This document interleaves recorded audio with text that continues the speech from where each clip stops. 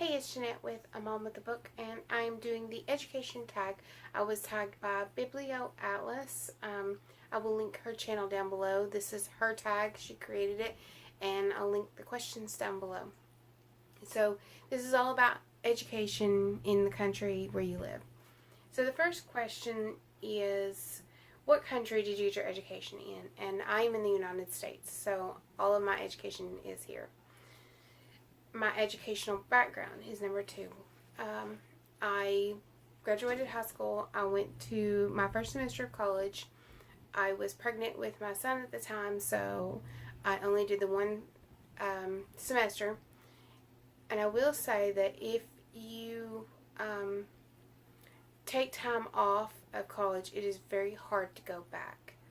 But this year, I'm actually right now in the process of working on getting all of my transcripts and paperwork turned in to start university back in the spring. So, number three, how is your public education structured? Is there a private school option? Our public education here where I live in a smaller size town. We do have a big city next to us, so we're kind of growing rapidly, but we're still a pretty small town. We only have pretty much two options, or well, three options here. And one is basic public school, and where you live determines which school you go to. You're zoned for whatever school your area is. And then we also have Christian preparatory schools, which there's two of them that I know of locally. And then the third option, of course, is homeschool. And it's fairly popular in our area. It's not, mainstream yet, which is my hopes one day, that there'll be more options for homeschoolers. My middle daughter is homeschooled. My youngest is in public school. And my oldest son has just graduated from homeschool. He was part homeschooled, part public schooled. He went to public school for a certain amount of time, then he went homeschooled for a certain amount of time, then he did back to public school for a little while, and then he graduated through an umbrella school locally. That is an option for homeschoolers here. You can either go through your LEA, your local school board, and homeschool free through them, which you provide all of your own resources, and you turn in attendance and intent to homeschool through your local Board of Education. Or you can use a private school or an umbrella school. And an umbrella school basically just handles your paperwork. So you pay them a fee, they turn in your attendance, they deal with the school, they usually provide a resource online to where you can enter your grades and attendance. You can go from a basic umbrella school, which is what we go through, where they just do those things, and there are more intensive homeschool umbrella schools that provide resources, their books, or they kind of regulate what books they expect you to use, and you have to report with them on what those books are. And of course there's also I believe K-12 in our area, the elementary version of it. We don't have the high school version, or we may have the middle school version, but I don't think we have the high school version for sure. And they provide all of your resources, but it is basically a public school at home, and you don't really have the freedom to do, your own thing. I mean, you can do your own thing in addition to whatever lessons they give you, but we didn't enjoy it. My daughter did it for a couple months, but there was so many class connects, which is where you have to go on to a live chat at a certain time with the teacher and other members of the school, and at the time she was in therapy, so the times didn't coincide with us. So we kept getting in trouble with the school because she wasn't at the meetings, because I told them that she was at therapy. So that didn't work, but we are independently homeschooling through an umbrella school. Anyway, wow, I totally went off track on that. Let's see. Number four, is it more common to study in your country, or do parents send their children to other countries, and why? I think, okay, for the area I live in, it's not common at all. Everybody goes to school here. That's just because it's like I said, it's not a bigger city, and it's I don't want to say poorer side of town, but it is a poorer area. I live in Tennessee, and the area that we live in is a no, and I kind of equate sending your kids out of the country to go to school more of like a rich private school kind of thing, and we don't really do a lot of that here. Let's see. The next question is, what does your country consider to be a priority for education? I am pretty sure overall that the priority is test scores. It's what does each individual school's children test at, how good, fast, how quick, how high up on the scale are you. I don't know. Each school's funding is determined by the amount of students plus how well their students test. And as we have one foot in the homeschool world and one foot in the public school world, we kind of deal with both issues. My daughter does have to be regularly tested every year. They do a standardized test, whereas my homeschool daughter doesn't have to do those. So I don't know. Number 6, are there any controversies or current issues with education right now? There's always going to be issues with public school education or even homeschool education. It's it's just par for the course, I guess. I think the current issue has been for several years now is Common Core, which is the new method of teaching math, essentially, and how they've reconfigured how they do everything. It makes it seem way more complicated. It wouldn't be so bad. I mean, some of it, once you get into it, and like if the parents knew how to do the math, we could help our children more. But the math is so different and weird from what we did when we went into public school that as an adult we can't help our kids with their homework because we're like, I don't even understand what the crap this is supposed to be. What are all these boxes? Why is 7 times 3 not just 21? Why is it 4 boxes going this way and this number crossing this number and this crossing this number? I guess, I don't know. I think that's been a big issue in our area. Although this year I haven't heard as much about it, maybe because my daughter's in middle school now. But funding is also always an issue. We've started school August the 4th, and they've already had 3 fundraisers. 3 literal fundraisers, not to mention after school, like, activity things that cost money for the kids to do. And with fall coming more in, as we get further into fall, there's going to be more, and especially Christmas time, there's going to be even more. It's just ridiculous the amount of funding that goes into it. So let's say, university, yay or nay? What's the climate for this in your country? I can't speak for the entire country. I can speak for my area, I think, maybe a little bit, if that's not too presumptuous. I think university is always kind of been touted as like the golden ticket. Like, if you go to university, you will become something, you will be something, you will do something. And a lot of teenagers, are going into it, coming out with a full, degree or whatever, and are unable to find jobs in their fields. So I think there's kind of a little bit of, what's the word I'm looking for? Letdown, I guess. It's not what you expected it to be. Now, on the same token, I am going back to university to study. So I do see the benefit from it, and I think that, I guess it's up to each individual person as to what you want to do with your career. But I do think a lot of younger students, teenagers, are opting to not go to university.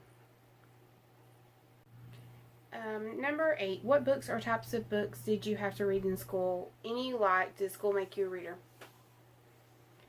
I don't recall having to read any in elementary school. I mean, I think it was just they encouraged reading all the time, every day, anything, everything. I know in elementary school that I was a library helper, which would not surprise anybody who has been on my channel at all. So I would shelf books, I would look for books, I would give recommendations, I would be in the library constantly during school, after school. That was just where I was and what I was. And in that respect, I do think that the school did push me more into being a reader, because it gave me access to the books, because I was a librarian helper. But I think I would have been a reader even if I hadn't have done that. That's just who I am and who I've always been.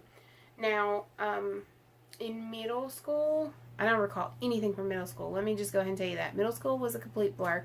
That, or it was so traumatic I blocked it out. I'm not quite sure.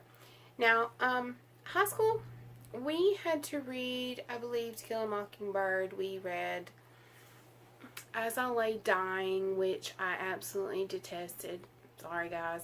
I really did. I actually dropped English honors because I hated that book so bad. I did not want to go into the class dealing with it.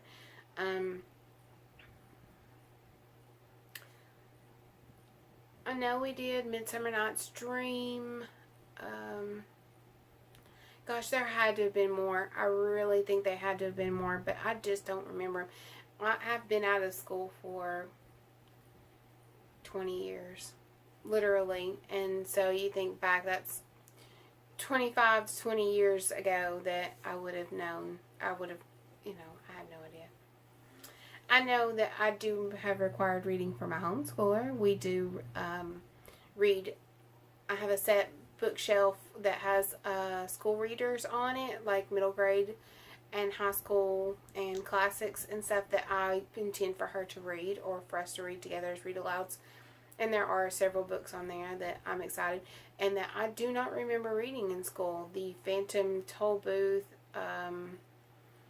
Caddy Woodlawn, Little House on the Prairie. I remember watching the shows, but I didn't read that.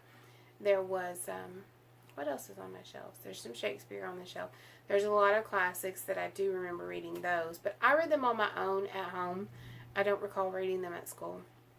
And if you'd like to see what's on my homeschool read aloud shelf, just let me know and I will record a little, tour of that shelf. It's only 2 shelves, I think. The next question is number 9. Is there anything bookish about your school or education you'd like to talk about?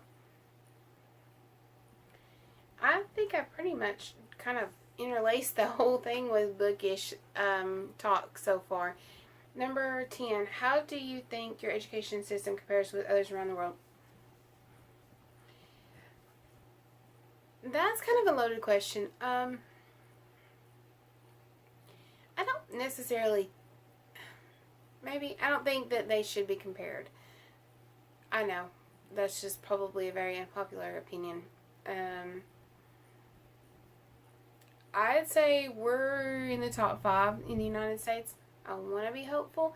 I know that, China and Asian countries have a higher test rate. I know that they are above us as far as, like I said, standardized testings in math and science and stuff. But I think that is their educational system. I've read quite a few books recently about comparing specifically China and the United States and the differences in our education system and the documentaries and stuff that go with it and the cultural tiger moms. And I find it really interesting, but it's not an approach that I would take in my homeschool, and I don't necessarily want my public school system to take that approach either. I don't think that drilling and testing is the answer to, getting our children excited or educated. I think that, I'm more laid back and more like child-led learning. I think that allowing them to explore the things that interest them, and while still maintaining, a set standards that you want your child to know at an age and stuff. I like the Montessori method. I like the Charlotte Mason lesson, minus the religious aspect of it, which, I'm still working on that myself. We are secular homeschoolers, so we don't do anything religious as far as practicing a certain religion. We do, intersperse different religions into it. I think it's part of history and it's part of science. So, that part of it. Number 11, and the last one. Are there any educational quirks that exist only in your country? Is there anything else you'd like to add? I don't think we have any educational quirks in our country. Unless you count Common Core, which, I don't like it. I wish that we had more. You know what I would like? Where we live, we do not have a voucher system. There are other states in the United States. I believe California is one where you can, basically the state or the school that you enroll in or whatever, like your umbrella school, will give you a voucher that you can put towards your educational supplies, so that, like, if you were a homeschooler, you could have this voucher to go buy books or go buy your textbooks or online lessons or, whatever you see fit that actually benefits your child's education. I wish we had that here. I wish that was an option. I know that if we got a voucher system in place, that it would limit our freedom as homeschoolers as to teach what we want to teach. Tennessee is a really kind of, I won't say completely lax, but it is a really relaxed state to homeschool in. We basically just turn in intent to homeschool, we keep attendance, and we turn that in at the end of the year. And they make sure you parents have to have a high school diploma or a GED equivalent to homeschool your child. But other than that, they don't really keep grades. If you do independently, you have to go do testing in like 3rd, 5th, and 7th, I believe. But other than that, that's pretty much all that is required of you. Until, of course, high school, when you have to take care of your own transcript. But I think the voucher system, I would have to weigh it out. I would like to know if anybody that does this tag has a voucher system in your state or country or wherever you're from. I want to hear your thoughts on the voucher system. Do you feel like it's worth it? Does it limit your freedom? I like having the freedom to choose whatever, we want to study. We're fairly traditional, but I like to have that freedom too. I'm just kind of curious. But I think I have covered all of the topics. And I know mine is not as intellectually in-depth as Biblio-Atlas's is. And mine is kind of mixed, coming from an educational / homeschooled, public school angle. But if you have any questions, anything else you want me to talk about, just let me know down below. I tag, who I would really kind of be curious to tag, and I don't know that she would watch my channel or would respond to this tag, but I would be particularly interested in Pepper and Pine. It's Pepper and Pine, sorry. I know she's in California and she does homeschool through the Waldorf method, and I would love to see her viewpoint. I can't think of anybody else. If I do, I will tag them down below. And that is it. I have talked forever. I'm so sorry. I will maybe edit out some of this so it's not so long. And I will see you guys next time. Bye.